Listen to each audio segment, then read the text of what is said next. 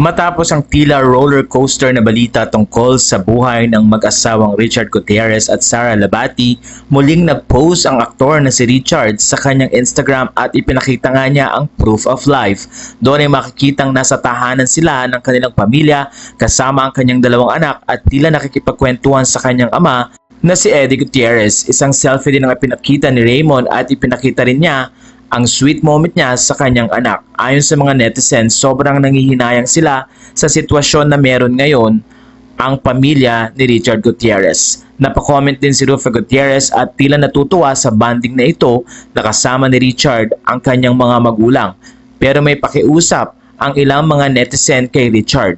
Ayon sa isa, "You don't marry a girl without love. Your son's been grown up before you marry her. So you have reasons why you marry her.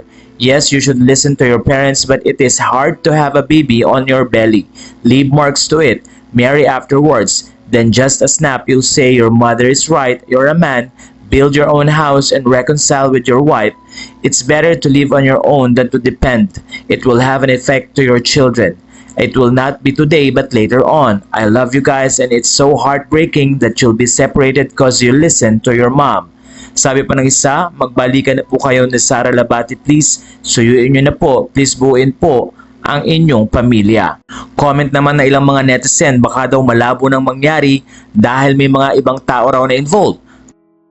Sabi pa ng ilang netizens, "Sayang kayo ni Sara, nagpakasal tapos maghihiwalay din pala. Not the same without your wife though. Team Richard ako." Sa puntong ito ay may mga lumabas din kasing balita na ayon nga kay OG Diaz ay may third party na involved. Pero tahimik naman ang mga netizen at marami ang naghihintay kung ano ang magiging pasya at resulta.